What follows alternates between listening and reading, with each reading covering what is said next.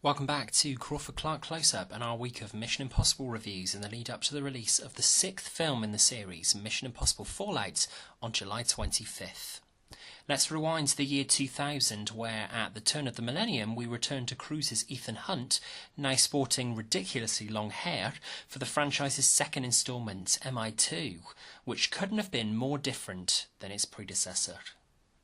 From the action-packed opening sequence, deception is the key to the second instalment in the series. We have a scientist who has injected himself with monster virus Chimera and must re-inject with the antidote Bellerophon within 20 hours of exposure to the virus to prove that the antidote works. Believing that he's flying with Cruise's Ethan Hunt, or Dimitri as he refers to our protagonist, we watch as it's not really Hunt at all, but an imposter, Sean Ambrose, played with relish by Dougray Scott, who we'll soon learn, if we aren't convinced already, is the villain of the second film. Ambrose and his men escape from the plane mid-flight and cause the plane to crash in the mountains on autopilot, with Ambrose having taken both the virus and antidote off the scientist. We cut to Ethan Hunt seemingly climbing a rock face and jumping between both sides of the rock without any kind of harness, before he's rudely interrupted whilst on his vacation by a mission instruction from the IMF chief, whose voice now resembles the great Anthony Hopkins. Lots of close-ups of Hunt's face are deployed here as we launch into the explosive title sequence. Gone are the snippets of scenes to come, which were present in the titles of the first film. Instead, we have a fiery opener accompanied by a new rockier arrangement of the main mission theme from composer Hans Zimmer. Early on in this series, Cruise wanted to ensure a new director would be at the helm for each outing in the series to differentiate its style from the preceding film, and the stars of Brian De Palma's direction for the first film and action maestro John Woo's for this film are vastly different. Gone is the mystery and subliminal action of the first film in favour of in-your-face set pieces, some extreme close-ups, and a lot of stunt work in exotic locations. You'd be correct in assuming that Dougray Scott and Tom Cruise are basically treated in much the same way as John Travolta and Nicolas Cage from John Woo's previous action hit Face Off from 1997, even down to the swapping of masks and impersonation of each other, which is an ongoing motif throughout the film, something that John Woo clearly seems to enjoy.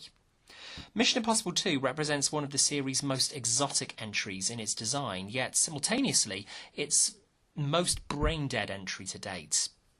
Where the preceding film set much more score on character building and getting to the bottom of how Hunt can rely on his own wits to propel the story forward, here it's one big action cue after another, and there's so much flash and flare given to proceedings with the sequel that Hunt seems like a superhero, not a spy. There's a cool musical Easter egg in the opening sequence of the film, as when Hunt is climbing the rock face, the track Iko Iko is playing. The same track was also used in the opening of the Oscar-winning Rain Man, starring Cruise, from 1988.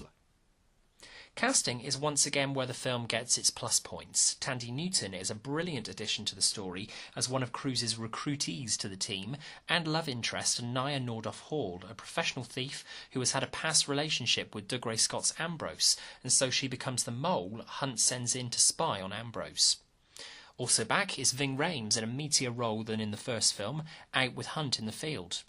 Brendan Gleeson and Richard Roxburgh round out the principal players, playing decent, if hardly memorable, characters. The biggest disappointment is surely the inclusion of Anthony Hopkins, briefing Hunt in Seville about the mission, who has all of 5 minutes screen time. It's a waste of great acting calibre and a throwaway role.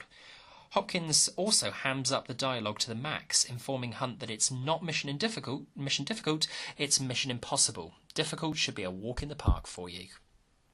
It must be said that the film's biggest plus is the incredible stunt work on display, none more so than the motorcycle chase between Hunt and Ambrose and the climactic fight to the death on the beach. You feel every punch and wince at every blow these two enemies throw at each other. Characters, good and bad, certainly get hurt in this film.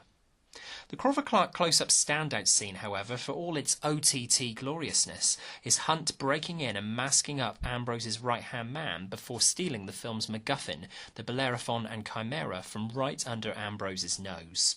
When the updated mission theme kicks in and Hunt makes his escape from the compound, you can only cheer.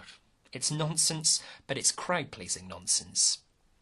I have to say that when first watching this on initial release, this viewer was an impressionable teenage boy who rejoiced at the innovative action sequences and marvelled at the stunt work, and wasn't worried in the slightest about character development. As I've matured, it's clear to see that this is the weakest of the films to date. It's not dreadful by any means, it's a perfectly watchable popcorn adventure. You just need to leave your brain at the door for a couple of hours while you're watching it. As an action film, it's right up there as one of the highest adrenaline statements in the genre. As a Mission Impossible film, it falls short. That being said, we recommend you give Mission Impossible 2 a chance. Take a chance on me. Sorry. So what are your thoughts on Mission Impossible 2? Do you agree with us that it has its merits, but is ultimately the weakest of the films so far?